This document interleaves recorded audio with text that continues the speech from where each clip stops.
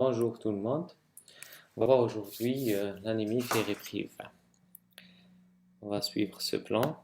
Donc, on commence avec une définition, on va dire un mot sur l'épidémiologie. Le chapitre le plus important, c'est le rappel physiologique et physiopathologique. Ensuite, quand on comprend bien la physiologie et la physiopathologie, on va aller rapidement sur le diagnostic positif, ça va être facile. Les signes cliniques, les signes biologiques, le diagnostic différentiel, le diagnostic étiologique et le traitement. On va finir avec un cas clinique. On va donc pour la définition, l'anémie par carence en fer ou anémie ferriprive. Ferriprive, c'est une diminution du fer indispensable à l'hémoglobinosynthèse parce que le fer intervient dans la synthèse de l'hémoglobine. Donc, quand il y a une diminution du fer, il y aura une anémie qui est due à un épuisement des réserves en fer. L'anémie, elle est microcytaire hypochrome. C'est quoi microcytaire? Donc l'anémie par définition, c'est le taux d'hémoglobine qui est inférieur à 13 chez l'homme, inférieur à 12 chez la femme et inférieur à 10,5 chez la femme enceinte. Microcytaire, c'est-à-dire la taille de globules rouges est diminuée. Donc un volume globulaire moyen, il est inférieur à 80. Et on va voir pourquoi elle est microcytaire dans l'anémie ferriprive.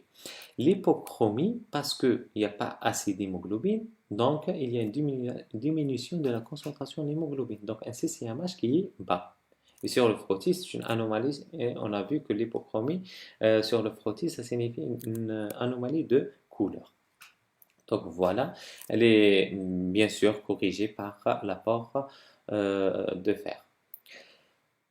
Pour l'épidémiologie, l'anémie ferriprive, c'est la première cause d'anémie dans le monde. Elle est très répandue dans le monde. Elle est plus fréquente chez la femme en activité génitale, la femme enceinte et chez le nourrisson, généralement les organismes en expansion. On va directement entamer le chapitre le plus important, c'est la physiologie, les rappels physiologiques et physiopathologiques. Là, c'est le schéma de l'hématopoïèse. Un petit rappel, la cellule souche, c'est au niveau de la moelle. Cellule souche pluripotente qui va donner des progéniteurs lymphoïdes et myéloïdes. Qui dit myéloïdes dit que on a les érythroblastes, les mégakaryocytes, les granuleux neutrophiles, les granuleux éosinophiles et les granuleux basophiles et les monocytes. Voilà les monocytes. D'accord? Ce qui nous intéresse aujourd'hui, c'est la lignée érythroblastique. Pourquoi j'ai mis ce schéma? Pour vous montrer que toutes ces étapes, donc la maturation, la prolifération, l'engagement dans une lignée, ça nécessite des facteurs. On appelle ça, c'est les facteurs hématopoïétiques de la croissance. Donc, c'est les facteurs de hématopoïétique. Donc, voilà. Dans la lignée érythroblastique, on a besoin également de facteurs. Ça, les facteurs sont communs, donc l'IL3, GM-CSF, on ne va pas rentrer dans les détails, mais le plus important comme facteur de la lignée érythroblastique, c'est l'érythropoïétine. Il y a d'autres facteurs qu'on va en parler après. Donc là, on a, on a la cellule souche qui va donner des progéniteurs. Les progéniteurs vont s'engager dans une lignée érythroblastique qui va donner des précurseurs qui sont morphologiquement identifiables, qui vont donner des globules rouges. Et tout ça, c'est au niveau de la moelle. Au microscope, on a dit que ces deux compartiments ne sont pas identifiés au microscope optique. Donc ça, c'est les précurseurs. On arrive à les identifier au microscope optique. Quand on regarde la moelle, on a ces différentes cellules. Donc la première phase, c'est le proérythroblast, ensuite l'érythroblast basophile, l'érythroblast polychromatophile, ensuite l'acidophile, ensuite le réticulocyte, ensuite maturation et globules rouges. Donc, le proérythroblast, c'est la première cellule. D'accord? Plus la cellule elle est jeune, plus elle est grande et elle est bleue. Le cytoplasme, il est bleu. Il y a de l'activité de l'ARN. Donc, il y a de l'ARN. Et le noyau, il est grand. et la chromatine, elle est fine. Il y a un nucléole. Plus la cellule, elle subit une maturation et une division, donc elle diminue de taille. Le noyau, il diminue de taille, il devient plus mature et le cytoplasme vire vers la cytophilie. C'est-à-dire, il est bleu. Ensuite, puisqu'on a dit la coloration rosée, c'est l'hémoglobine qui va donner cette la couleur rose. Donc, c'est là où commence la synthèse de l'hémoglobine. Elle commence au niveau des érythroplasmes basophiles, elle se termine au niveau des réticulocytes. Donc, c'est pour ça que le cytoplasme vire vers la cytophilie. D'accord? Donc, ensuite, la diminution de la taille de la cellule, le noyau, il va être expulsé et donner réticulocyte. On a vu que le réticulocyte, c'est l'étape entre l'acidophile et globule rouge mature. Donc, quand il perd le noyau, il donne une cellule, c'est le globule rouge, plus grande taille que le globule rouge mature, avec des restes d'ADN à l'intérieur qu'on peut les mettre en évidence par la coloration de bleu grésil brillant. Ça, c'est un rappel de la première séance.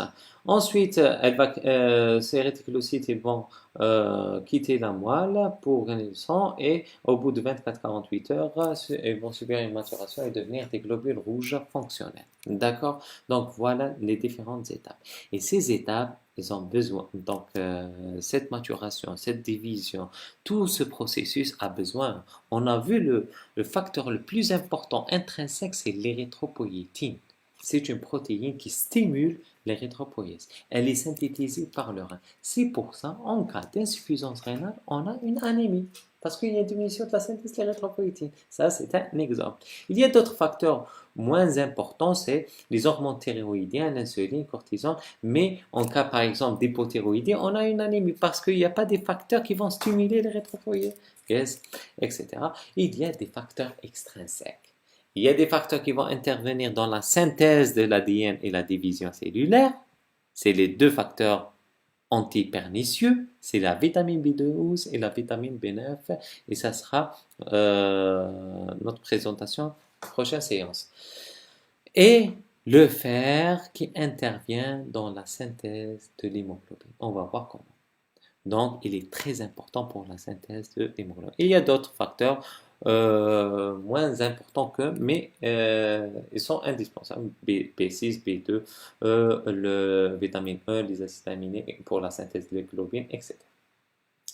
Les plus importants, les facteurs extrinsèques, ce qui nous intéresse, c'est la vitamine B12, acide folique et le fer. Vitamine B12 et 9 vont faire l'objet d'une autre présentation et le fer, c'est notre présentation d'aujourd'hui. Donc, le fer, c'est la synthèse de l'hémoglobine qui commence au niveau de l'érythroplasme basophile jusqu'à réticulocyte. C'est quoi le rôle du fer? Le rôle du fer principal, c'est le transport de l'oxygène. Comment? Il intervient dans la synthèse de l'hémoglobine. L'hémoglobine, elle est formée de deux parties. Des chaînes de globine, il y a 4 chaînes, de alpha, de bêta. Donc 2 chaînes similaires, donc 4 chaînes. Et il y a de l'hème. Dans chaque globine, il y a une molécule de l'hème qui est fixée sur la chaîne de globine. Il y a de l'hème qui est fixée sur la chaîne de globine. L'hème, elle est formée par la protoporphyrine, je ne vais pas rentrer dans les détails de la protoporphyrine, et une molécule de fer qui est à l'état, donc c'est le fer ferreux, Fe plus 2. D'accord. Donc le fer, il a une liaison qui va permettre de fixer l'oxygène.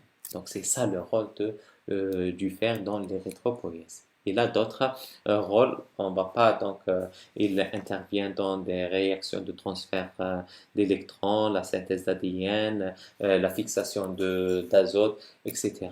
On va monoxyde d'azote.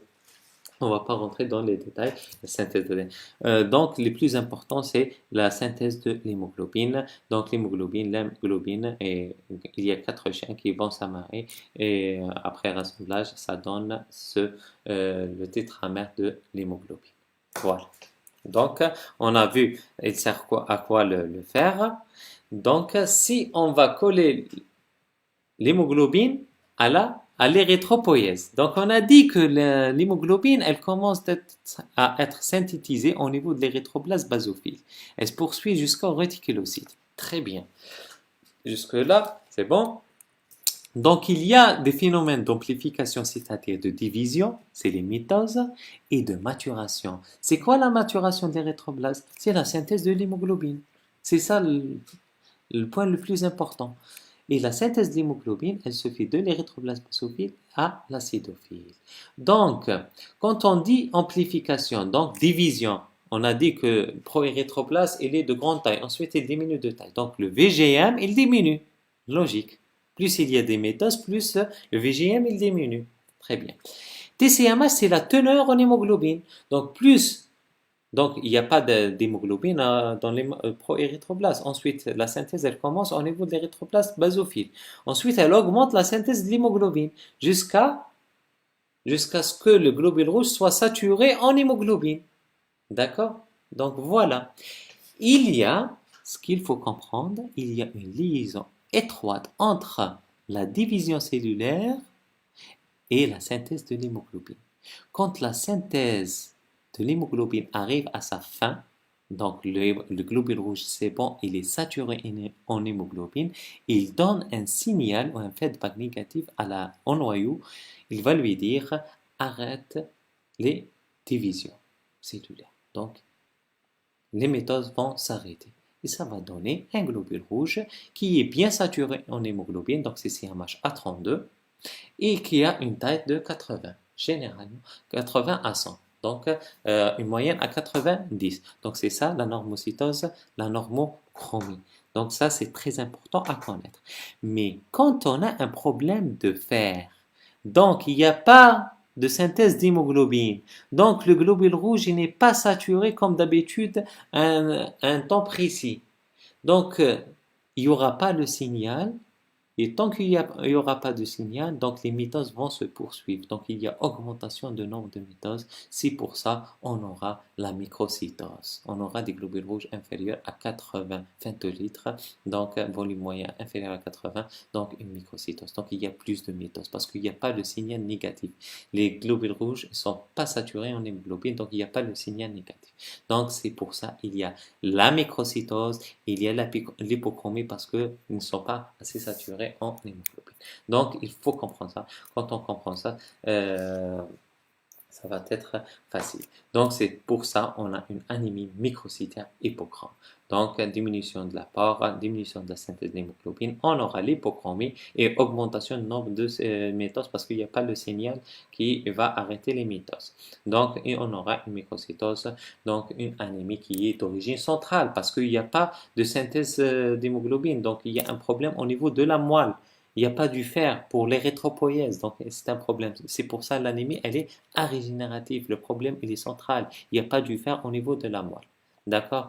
Donc voilà pour expliquer c'est quoi anémie microcytaire et pourquoi. On revient au fer et on va parler. Un autre point, l'érythropoïèse, la durée, elle est de 7 à 14 jours. On va voir pourquoi j'ai précisé la durée. Ensuite, on va parler du fer, donc le métabolisme du fer, parce que c'est qui est responsable de l'anémie. On va détailler un petit peu le métabolisme. Le fer dans l'organisme, il est de 3 à 5 grammes. Ça, c'est à retenir. Ce qu'on vient de dire, c'est pour comprendre la physiologie, mais là, c'est à retenir. L'organisme contient 3 à 5 grammes de fer métal. Il est réparti en deux. C'est le non héminique. Héminique, c'est-à-dire de l'hémoglobine dans l'hème, donc ce qui est en hémoglobine, en myoglobine, et non héminique, ce qui est en réserve, donc c'est la ferritine, hémosidérine, donc généralement pour qu'il soit fonctionnel, il faut qu'il soit fer ferreux, fer plus 2, donc pour qu'il transporte le fer, et en réserve, et pour qu'il soit transporté dans le sang, il faut qu'il soit fer ferrique, donc Fe plus 3 oxydé. Donc voilà. On a 3 à 5 grammes, non héminique, 70% est sous forme d'hémoglobine, donc elle est utilisée 70% et 30% elle est stockée sous forme de réserve, sous forme de ferritine et hémosidérine. Il faut se rappeler de la ferritine. Donc, le métabolisme de fer, là, c'est un tableau également à retenir. Donc, quelles sont les sources? C'est très important pour notre interrogatoire. Donc, les sources du fer, on retrouve du fer dans la viande, le poisson, jaune d'œuf, dans le foie, lentilles, légumes secs, donc protéines animales. Et les produits laitiers et farineux sont peu riches en fer. Régime alimentaire, donc pour subvenir aux besoins du corps, on doit apporter au minimum quotidiennement 10 à 15 mg, malgré que les besoins sont de 1 à 2 mg par jour. Les besoins quotidiens, il faut faire différence entre besoins et l'apport quotidien. Les besoins, c'est ce que le corps a besoin. Donc, il a besoin de 1 à 2 mg par jour chez l'adulte, 2 à 4 chez la femme en activité génitale et la femme enceinte 6 mg. Donc, les besoins augmentent en cas d'organisme en expansion. Pourquoi l'apport est de 10 à 15 mg? Parce que l'absorption, elle n'est que de 10%. Si on apporte 10 à 15 mg, l'absorption est de 10%. Donc, on apporte les besoins de 1 à 2 mg, c'est facile. L'absorption, elle se fait essentiellement au niveau du duodénum et le première once diogénale. Pour se rappeler, donc, il y a le fer et le B9 au niveau des duodénums première once et le B12 au niveau des lions distales. Il faut retenir ça. Donc, l'absorption duodénum et première once diogénale avec seuil d'absorption de 10%, on vient de le dire, il y a des facteurs qui influencent l'absorption, c'est-à-dire la vitamine C augmente l'absorption, je vous donne un exemple, et le T diminue l'absorption. Donc, c'est pour ça, quand on traite notre patient, on lui demande de prendre la vitamine C et d'éviter de prendre le thé. Voilà. Le transport du fer. Le fer, pour qu'il circule, donc il est absorbé au niveau de l'entérocyte, il va circuler dans le sang. Mais qui va prendre le fer vers la moelle, vers le foie? C'est la transférine, c'est le transporteur. C'est la transférine, il est saturé à 30%. La transférine, c'est une protéine qui permet le transport du fer à l'intérieur de l'organisme, au niveau du sang. Et les réserves, il y a une autre protéine, donc les réserves, il est stocké le fer essentiellement au niveau du foie et au niveau de la rate. Et sous forme de protéine, donc qui va stocker, c'est la ferritine. Et il y a la forme, une autre forme, c'est l'hémocédérine. Mais il faut se rappeler surtout de la ferritine. D'accord? 30% stocké sous forme de ferritine et hémocédérine. Le reflet des réserves, on se base sur la ferritine. C'est au niveau du foie et au niveau de la rate. Les pertes, c'est de 1 mg, comme les besoins, de 1 mg chez l'homme, 1 à 2 mg chez la femme. Les pertes sont augmentées dans le sang. Plus le patient ou la patiente saigne, plus il perd du fer. Parce que, par exemple, le culoglobulin pour la transfusion, il contient 200 mg de fer. Donc, le sang contient du fer. Donc, voilà, ça, ce tableau, il est à retenir. Mais vous remarquez quelque chose, que le besoin égale aux pertes. C'est pour ça on dit que le cycle du fer, il obéit à un circuit fermé, c'est-à-dire que le fer dans l'organisme est continuellement recyclé entre les sites d'absorption qui est le duodénum, le site d'utilisation qui est la moelle et le site de réserve et stockage qui est le foie. Donc le fer arrive, il est dégradé est dégradé et séparé des protéines animales. Ensuite, il arrive au niveau du duodénum. Il est absorbé. Donc, la vitamine C augmente, le T diminue. Donc, il est absorbé et 10% il n'y a que 10% qui est absorbé.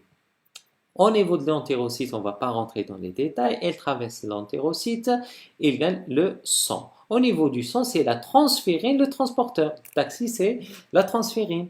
Donc, elle est saturée à 30%. D'accord? Quand il y a du fer, elle est saturée. Quand il n'y a pas du fer, elle est libre. Donc, la capacité de saturation, elle augmente. S'il y a du fer qui est lié, donc la capacité de fixation, elle est diminuée. C'est logique. Donc, il est transporté le fer vers le site le plus important d'utilisation, c'est la moelle pour l'érythropoïèse. Il y a la synthèse de l'hémoglobine. Ensuite, globule rouge, après 120 jours, c'est bon. Il arrive à sa fin. il est plus fonctionnel, il y aura une destruction au niveau du système réticulo-endothélial. Il y a la rate, la moelle et le foie, c'est les cimetières, surtout la rate. Donc, au niveau du macrophage, il y a une destruction. On a dit qu'il y a de l'hémoglobine, il y a de l'hémoglobine. Les globines, ils vont organiser le sang, ils vont être réutilisés, c'est des acides aminés. L'hémoglobine va être scindée en deux. Il y a l'hème qui va être dégradé et donné de protoporphyrine, ensuite de la bilirubine. On va voir ça en détail dans l'hémolyse. Et il y a le fer. Ce fer, il va être libéré, donc il va être libéré dans le sang, il va être réutilisé. Donc c'est pour ça qu'on dit qu'il y a bien un circuit fermé avec un équilibre entre l'absorption, l'utilisation et le stockage. C'est pour ça les besoins, sont de 1 mg et les pertes sont de 1 mg. Schématiquement, c'est ça. L'apport 10 à 20 mg absorbé que 10% au niveau du duodénum. La transférine qui transporte utilisée 70%, 60 à 70% au niveau des globules rouges et au niveau de la moelle pour les globules rouges, l'hémoglobinocytèse. Après, il y a une destruction et libération du fer. Il y a une partie qui est stockée et une partie qui est réutilisée. Donc, les réserves sont sous forme de ferritine et hémosidérine.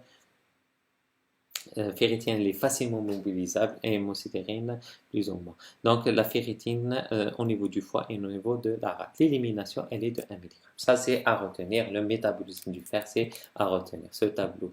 Donc, et ce schéma également. Donc, voilà. On a parlé le mécanisme physiopathologique, le métabolisme du fer. Et il y a le troisième chose. Si donc, à l'état normal, le cycle il est fermé. S'il y a une rupture de ce cycle, c'est-à-dire il y a diminution de l'apport, augmentation des besoins, une anomalie au niveau de l'absorption, il n'est pas absorbé, il y a une malabsorption, il y a une diarrhée, je ne sais pas, il y a un problème de l'absorption, donc ce n'est pas les 10%. Par exemple, une femme, elle n'a pas besoin que de 1 mg, la femme enceinte, de 6 mg, donc une alimentation de 10 à 20 mg, ça ne va pas suffire. Voilà, donc là, il y a un problème d'utilisation, donc il y a par exemple une élimination, augmentation de l'élimination, un saignement abondant. Voilà, donc ça, on parle de rupture du cycle fermé du métabolisme du fer. Et ça représente les causes de l'anémie fériprive. Parce que l'anémie fériprive, c'est un signe, d'accord? On a l'anémie fériprive, on pose le diagnostic. Qu'est-ce qu'il faut faire? Il faut rechercher l'étiologie. Et il faut fermer la brèche. Sinon, si on traite l'anémie sans traiter l'étiologie, ça va servir à rien. Donc, il faut fermer la brèche, il faut rechercher l'étiologie et traiter l'étiologie. Et les étiologies, principales étiologies, elles sont dues à la rupture du cycle fermé du métabolisme du fer, soit augmentation physiologique du besoin, donc les organismes en expansion, comme la croissance et la grossesse, les pertes excessives en cas d'hémorragie chronique, les malabsorptions, l'atrophies muqueuse et diminution de temps de contact, les 10%, il n'y aura pas des 10%. Et la carence d'apport. Donc voilà, en cas de rupture, c'est les différentes étiologies. Donc, quelles sont les conséquences en cas de carence en fer? On a vu sur l'érythropoïèse, augmentation de l'érythropoïétine, elle va essayer de compenser, mais il n'y a pas de fer. C'est un problème central, c'est pour ça qu'il n'y a pas de régénération. Et il y a augmentation des métoses, donc la microcytose. Les globules rouges ne sont pas bien chargés en hémoglobine, donc ça donne de l'hypochromie. Et on a dit qu'il a d'autres rôles, le fer. Il intervient sur les cellules en renouvellement rapide, il intervient dans la synthèse de l'ADN également, un degré moins important, bien sûr. Réaction de transfert d'électrons, fixation. Donc, il intervient dans le centre de l'appétit également. Donc, c'est pour ça qu'il y a des signes associés. D'accord? Parmi ces signes, c'est il va agir sur les tissus à renouvellement rapide. Donc, on a un retentissement sur les muqueuses, sur les cheveux, sur les phanères. Donc, on aura une atrophie des muqueuses, une atteinte des phanères. On va voir ça en clinique. Donc, schématiquement, on a atteinte de l'érythropoïèse et atteinte des tissus à renouvellement rapide. Donc, on a la microcytose, l'hypochromie, l'anémie et la régénération. Et en même temps, on a une atteinte des tissus à renouvellement rapide. Donc, sur ça, il y a un autre point qu'on doit le détailler, c'est les étapes d'installation de l'anémie fériprive. Comment? Donc, l'anémie fériprive, elle va s'installer progressivement. D'accord? Elle va s'installer progressivement. C'est pour ça, l'anémie, elle est d'évolution chronique. Et le corps, il va s'adapter à cette anémie. C'est pour ça on a l'anémie qui est très bien tolérée. Parfois, ça nous arrive de recevoir des patients à 6 grammes d'hémoglobine, à 5 grammes pour anémie fériprive. Ils tolèrent très très bien leur anémie. On donne du traitement, même pas, on transfuse même pas. Donc on donne du fer et ça rentre dans l'eau. D'accord? Donc c'est pour ça. Donc il y a plusieurs étapes et va suivre des étapes parce qu'il y a les réserves. C'est pour ça l'installation, elle est insidieuse, elle est progressive. Donc, première étape, c'est la diminution progressive des réserves jusqu'à épuisement des réserves. Parce que il consomme du fer, mais il va consommer des réserves. Voilà. Ensuite, quand il n'y a plus de réserves, il y a le fer sérique circulant qui va être consommé. Et qui dit il n'y a plus de fer circulant? Le transporteur, la transférine, elle va être libre. Donc, elle est libre. Donc, sa capacité de fixer le fer, elle augmente. Parce qu'elle est libre. Si elle est saturée, donc la capacité diminue. Donc, elle est saturée. C'est bon, elle n'a plus besoin Taxi n'a plus besoin de clients. Donc, la capacité de fixation, elle diminue. Mais s'il n'y a plus de clients, il n'y a plus de fer, les taxis sont libres. Donc, c'est-à-dire la capacité de fixation augmente. Voilà, c'est très important cet élément. Donc, les ferritines, ça signe, c'est le reflet exact des réserves. Le fer sérique, c'est le circulant. Et la capacité de fixation de la transférine. Et il y a le coefficient de saturation qui est le fer sérique divisé par le TIBC. Puisque le fer sérique, il est bas. Et sur TIBC qui augmente. Donc, coefficient de saturation, elle va diminuer logiquement. C'est une règle mathématique, donc logiquement on a coefficient de saturation qui est bas. Quand il y a tous ces paramètres qui vont diminuer, donc les réserves diminuent, le fer sérique c'est bon, il est consommé, donc on aura l'installation, donc augmentation des mitoses, diminution de CCMH parce qu'il y a diminution de la synthèse d'hémoglobine, ensuite l'installation de l'anémie et le taux d'hémoglobine qui est bas. En résumant ça en 3 étapes, donc il y a l'étape prélatente, là également ces 3 étapes, il faut les retenir. Donc il y a l'étape prélatente, l'étape latente, l'étape patente. L'étape prélatente, c'est les réserves qui sont diminuées. Ensuite, l'étape latente, c'est épuisement total des réserves et diminution du fer sérique. Et augmentation de TIBC, diminution de coefficient de saturation. La phase patente, il n'y a plus de réserve, il n'y a plus de fer circulant, il y a l'installation de l'anémie, installation d'abord de la microcytose l'hypochromie, ensuite l'anémie. À un stade avancé, il y a trouble des phanaires et des muqueuses. Donc voilà les 3 étapes. Donc le métabolisme et les étapes, c'est à retenir. C'est bon, là ça va être facile pour l'examen clinique, donc on va aller rapidement sur ça. Donc, ce qu'il faut se rappeler dans les questions pathologiques, quand le patient il vient, donc il y a un motif de consultation, ce qu'on appelle les circonstances de découverte. Ensuite, il y a un interrogatoire qui doit être minutieux. Le début, vous avez vu ça en sémiologie, il faut préciser le début, l'évolution chronique ou aiguë, les signes accompagnateurs, les signes d'orientation, d'accord. Ensuite, il y a l'examen clinique. Dans l'examen clinique, il y a les signes fonctionnels, c'est le patient ce qu'il va rapporter, donc c'est subjectif.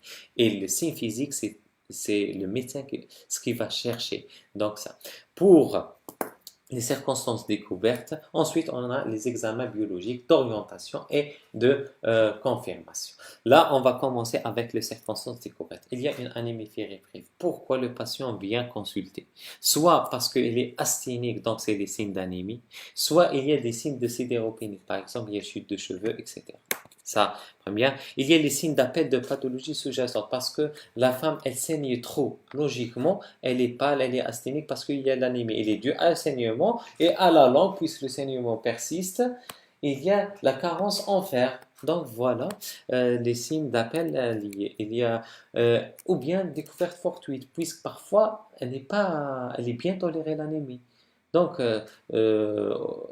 son travail, ils font des bilans systématiques et ils découvrent qu'il y a une anémie. Ou bien une femme enceinte, premier trimestre, il y a un bilan qui est systématiquement demandé, on trouve une anémie fériprive. Donc, le tableau clinique, il y a deux chapitres. Il y a le syndrome anémique et les signes de la sidéropénie, on a dit le retentissement sur les muqueuses. Voilà. Les signes syndrome anémique, donc la tolérance généralement dépend de l'âge et dépend de l'état vasculaire. Généralement, elle est bien tolérée.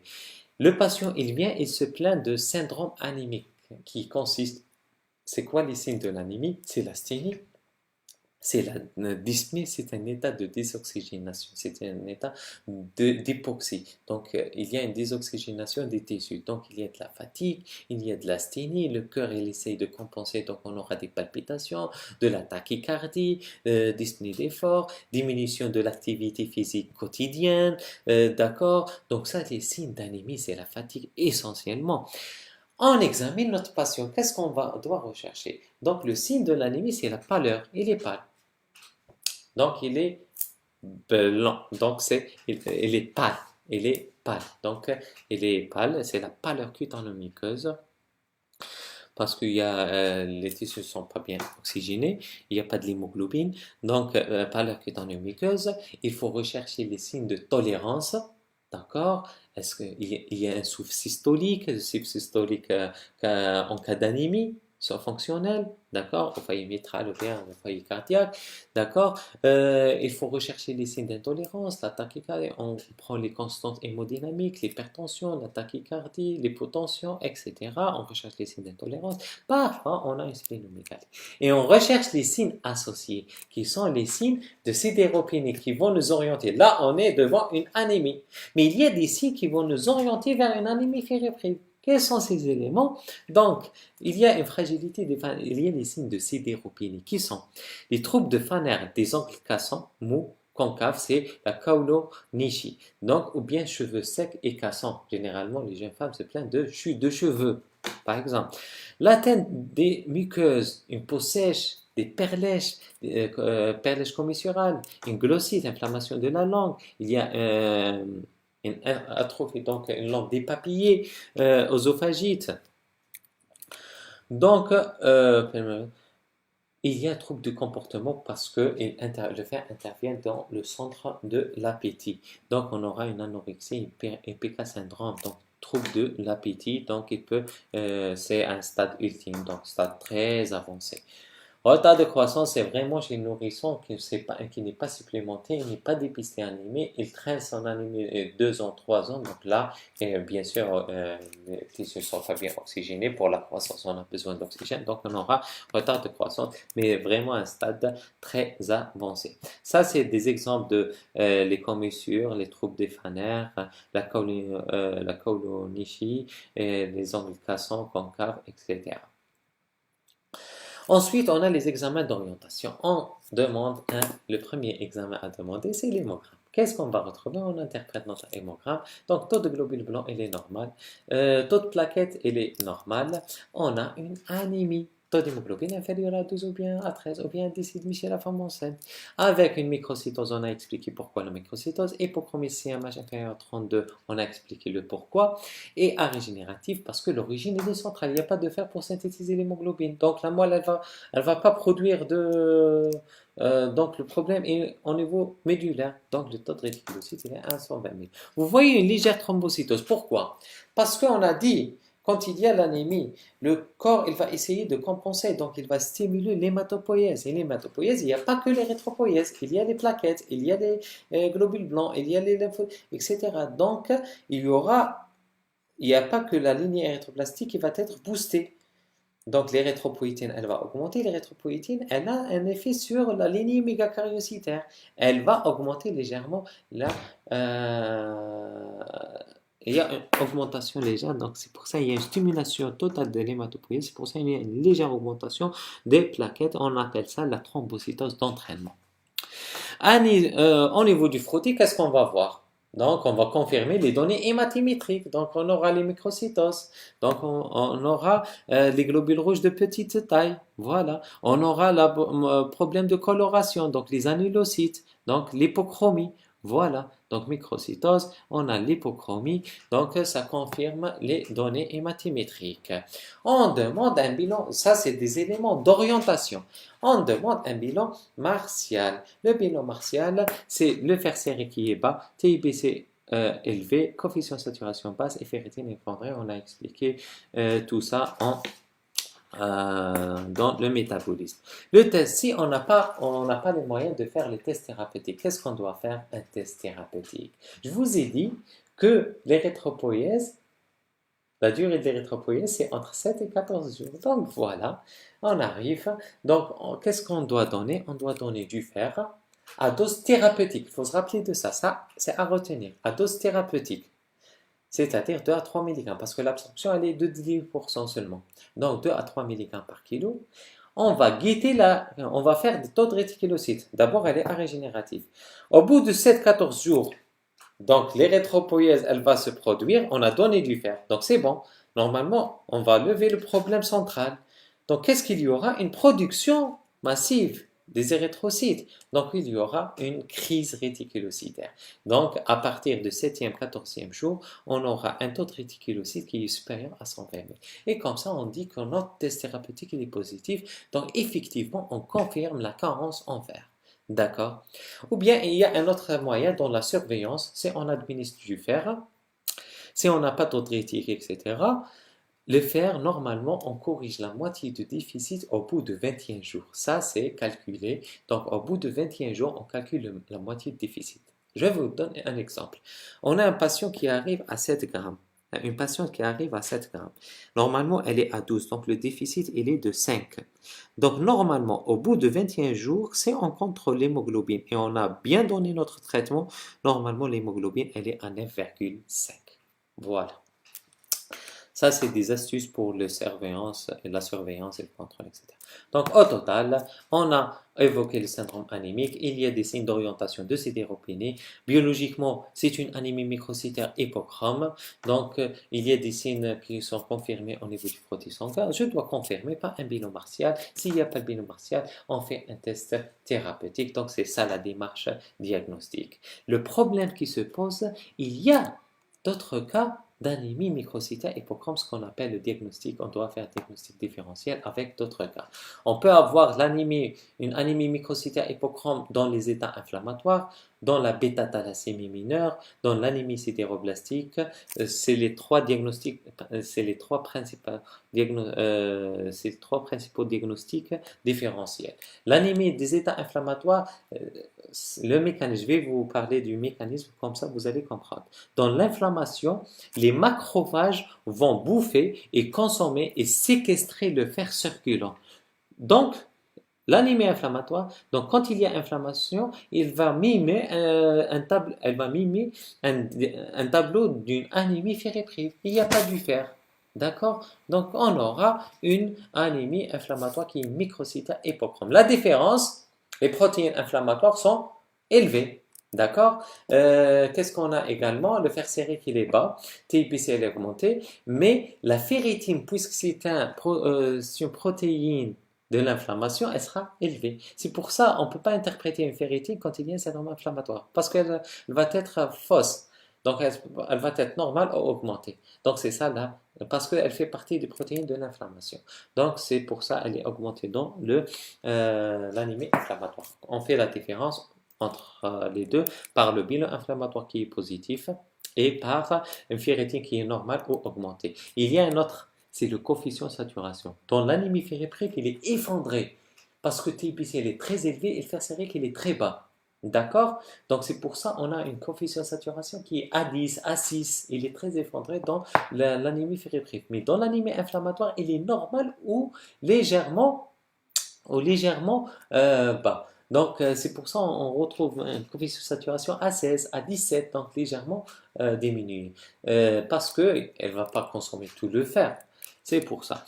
Donc, deuxième cas de figure, c'est bêta-thalassémie mineure. On a dit que la bêta-thalassémie mineure, le signe pathognomonique, c'est la pseudo-polyglobulie microcytaire. C'est une augmentation exclusive des globules rouges. Il y a une microcytose. C'est pour ça. Donc, c'est une bêta. Si on n'a pas, il n'y a pas le binôme martial, il est normal. Généralement, on n'a pas une anémie ou anémie modérée. Parce que c'est une bêta-thalassémie mineure, hétérozygote. On va voir ça en détail dans la bêta-thalassémie. Donc, c'est pour ça, ce qui caractérise les bêta-thalassémies, c'est la microcytose. Dans le bêta-thalassémie mineure, on trouve pseudopolyglobulé avec binôme martial qui est normal et il n'y a pas d'anémie. Donc, voilà.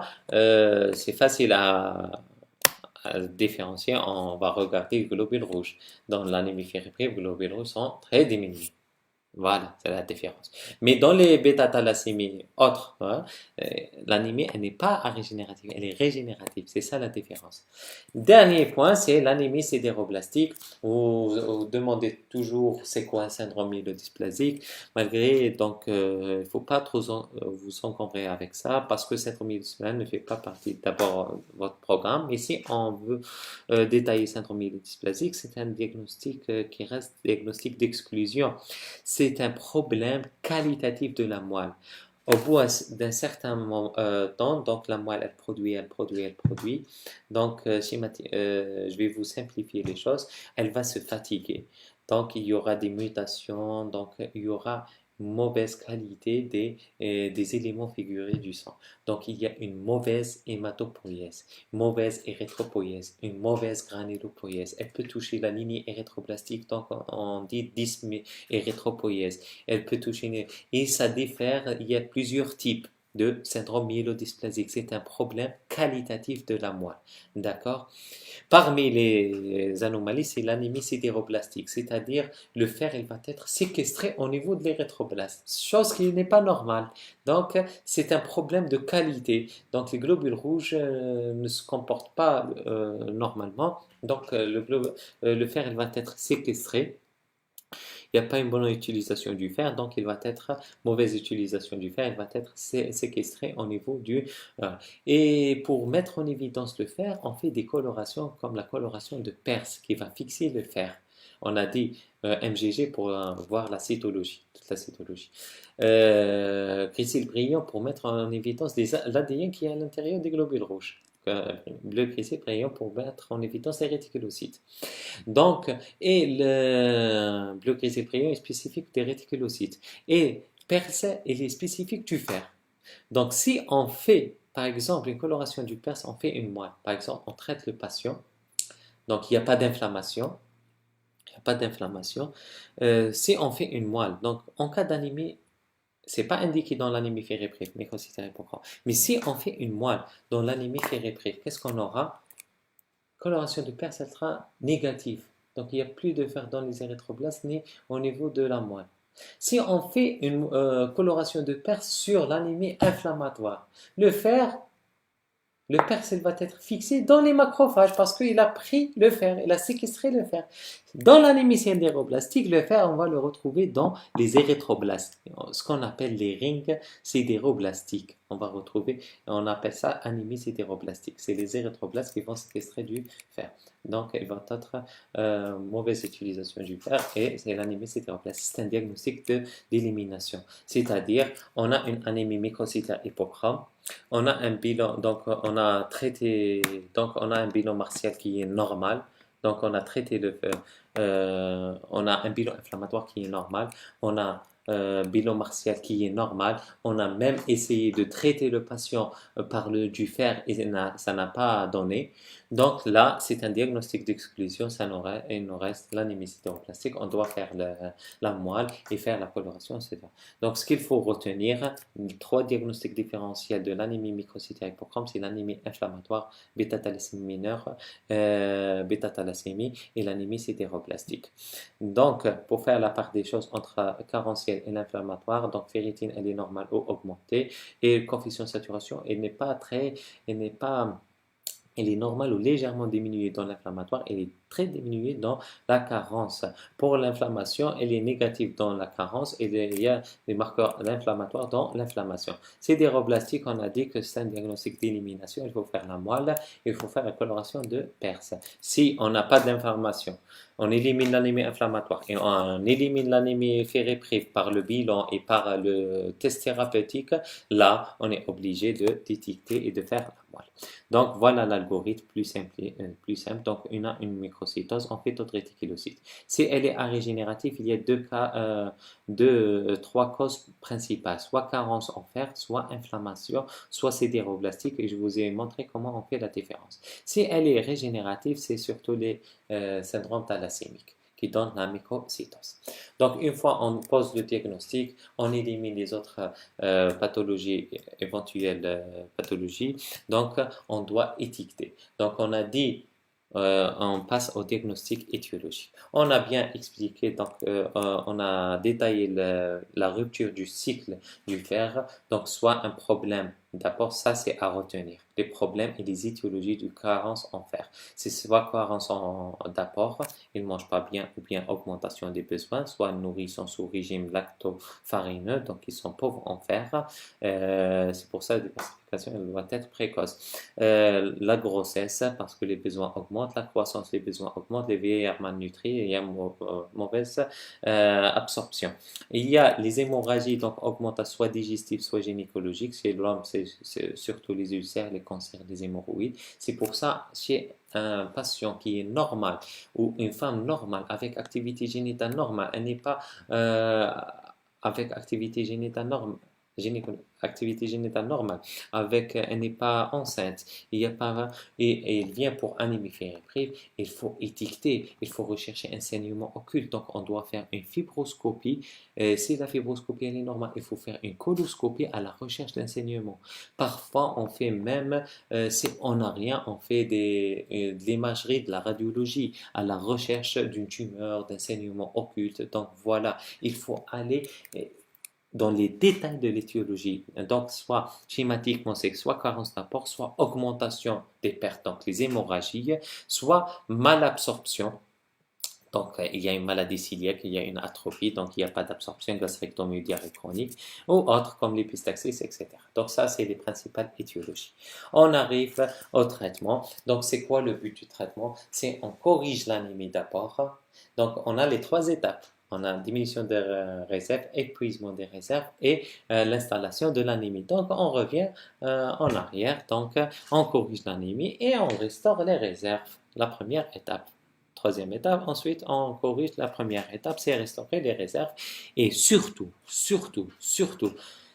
traiter l'étiologie. L'anémie ferriprive, il vient pour anémie ferriprive, il n'y a pas de problème, vous corrigez, vous posez le diagnostic, il faut aller maximum. Donc jusqu'au bout, il faut rechercher pourquoi. Pourquoi elle fait ça? Parce qu'au bout, vous allez traiter, vous allez corriger, vous allez remplir les termes, il n'y a pas de problème. Mais s'il y a un trou, une brèche, ça va se réinstaller. Donc, il y aura, dès l'arrêt du traitement, on aura notre épisode d'anémie. Donc, on ne va pas régler le problème. Donc, on doit chercher ce trou et cette brèche, il faut la colmater. Donc, il faut rechercher l'étiologie et traiter l'étiologie. Il n'y a pas mille, donc soit problème d'apport, soit perte excessive, soit problème d'absorption. Voilà. Pour le traitement, les méthodes et les armes, on a soit la transfusion. La transfusion, elle est vraiment rare, généralement inutile parce que l'anémie, elle est bien tolérée. Ça, stade 1.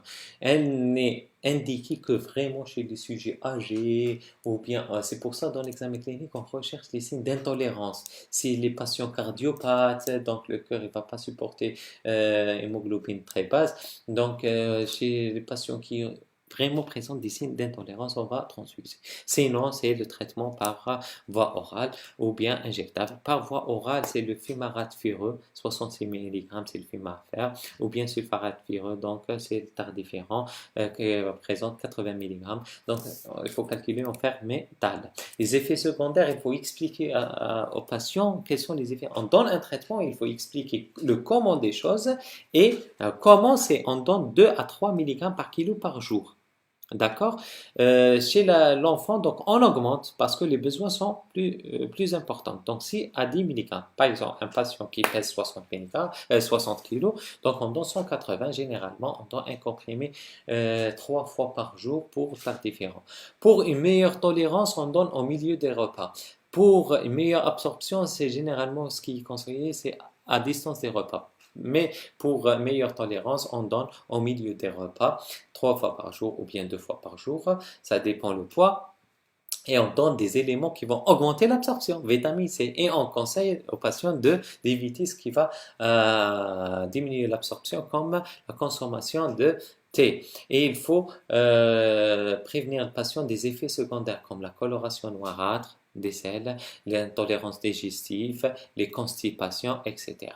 Il y a la forme sérose ferrostram pour les enfants. Il y a la forme injectable Venofer indiquée que en cas de malabsorption, vraiment malabsorption très importante, ou bien une femme enceinte, elle va accoucher rapidement, donc on doit corriger rapidement dans du Venofer, préparation à une chirurgie, donc voilà, ou intolérance vraiment importante au fer par voie orale. Donc on donne injectable, il y a une formule à calculer pour calculer le déficit et procéder au la durée du traitement. Donc, on a vu les formes, la posologie, comment donner la durée du traitement. Donc, on donne 2 mois pour corriger l'anémie et 4 mois pour rétablir les réservoirs. Donc, le total, c'est 6 mois. Ça, c'est à retenir également. La surveillance, on surveille notre patient. On a dit que la moitié du déficit va être corrigée en 21 jours. Après 2 mois, normalement, on a correction de l'anémie. Et si on contrôle la ferrité après 6 mois, elle sera corrigée. Voilà. Et essentiellement le traitement étiologique. S'il y a un problème, il faut une fibroscopie, coloscopie, adresser en gastro. S'il y a un problème gynécologique, il faut l'adresser en gynécologie à la recherche de bronchitis, etc. Un cancer, etc. Donc voilà, recherche et enseignement occulte, etc. Traitement préventif chez les femmes enceintes et les donneurs de sang. Donc, au total, voilà l'anémie ferriprive. Le fer, il est très important pour le corps. Pour poser le diagnostic, il y a des éléments d'orientation clinique et biologique. Il y a de confirmation.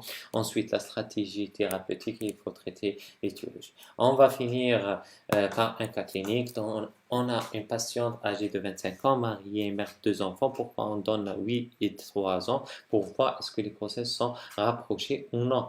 Parce que s'ils sont rapprochés, donc les besoins sont augmentés. Alors, épuiser les réserves. Donc voilà, c'est un élément d'orientation. Elle consulte pour asthénie paludoctalamicus. Asthénie paludoctalamicus, c'est un syndrome anémique. Très bien. Donc physiologiquement, elle est correctement vaccinée, mais à l'âge de 13 ans, il n'y a pas de problème. Cycle régulier, irrégulier. Donc ça, c'est un point important. Et avec hyperménorrhée. Donc ça, c'est le deuxième point qui est très important. Il n'y a pas de problème. Et alimentation, donc moyennement riche, elle n'est pas très riche. Donc il y a un problème d'apport, il y a un problème de saignement avec anémie. Donc anémie avec un problème d'hyperménorrhée et une alimentation qui est un petit peu pauvre. Le début de trouble, c'est 6 mois. Installation asthénie, donc le syndrome anémique. Donc l'installation, elle est progressive. Marquée asthénie, d'abord aux activités, donc elle est bien plus ou moins tolérée. Ensuite, elle nous a été orientée. Donc la patiente, elle est consciente, coopérante, absence de signes généraux. Les signes fonctionnels, c'est le syndrome anémique. On a les céphalées, vertiges, bourdonnement d'oreille, une asthénie profonde, une dyspnée déformante. Donc l'anémie, elle est mal tolérée.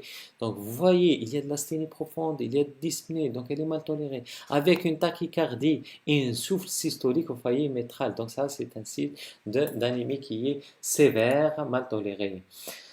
On a deux. On a le syndrome anémique avec pâleur intense et on a les signes de sidéropénie. On a des cheveux fins, secs, chute de cheveux. Donc voilà, et des angles striés longitudinalement, voilà, donc des angles striés, et on a une langue dépapillée, la glossite, elle est lisse et luisante. Donc, atrophie des muqueuses. Voilà. Donc, on a des signes de sidéropénie, on a un syndrome anémique mal toléré, on a un problème d'hyperménorrhée. Donc, ça nous oriente vers une carence en fer. Qu'est-ce que je demande? Un hémogramme en urgence. Si j'interprète cet hémogramme, donc on est un taux d'hémoglobine à 5000. Normal, taux de plaquettes 480 000, donc légèrement élevé, donc thrombocytose modérée, supérieure à 450 000. Hémoglobine à 6,1, anémie qui est sévère, avec VGM bas, donc microcytose, CCMH bas, donc phénylite normalement, CCMH 29%, donc basse, donc hypochromie. Donc je dis taux de globules blancs normal, thrombocytose modérée, limite supérieure, et anémie sévère, microcyte hypochrome, taux de rétique inférieur à 120 000, A régénératif.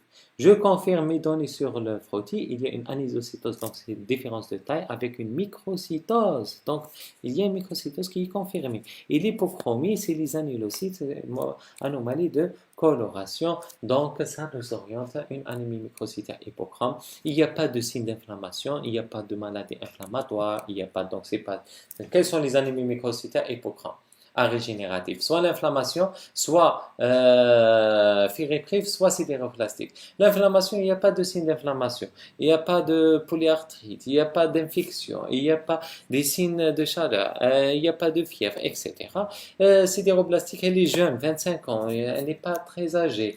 Il y a installation après. Donc, il y a des signes de sidéropénie. Donc, c'est une anémie féréprif. Je dois faire le bilan martial, le fer serré qui doit être bas, inférieur à 70, TIPC élevé, et coefficient de saturation très basse, inférieur à 16. Et ferritine effondrée.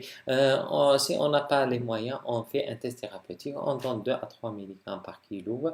On guette la crise, normalement, taux de réticulocyte supérieur à 120 000 au 7e à 14e jour. On confirme, on commence le traitement, on donne du tardivirant faire par voie orale. On adresse notre patient chez le gynécologue pour l'hypermélorrhée et on donne des conseils alimentaires pour notre patiente. Voilà. Normalement, on va la surveiller, on va donner du traitement pendant 2 mois. Donc, la moitié de déficit va être corrigée en 21 jours. Normalement, elle est à 6,5. Moitié de déficit, c'est 5,5. Donc, moitié de déficit, c'est pratiquement 3. Donc, normalement, elle sera à 3,5 au bout de 21 jours. Correction de l'anémie au bout de 2 mois. Je rajoute 4 mois pour rétablir les réserves et je traite l'étiologie. Merci pour votre attention et صحة فطوركم صحة رمضانكم.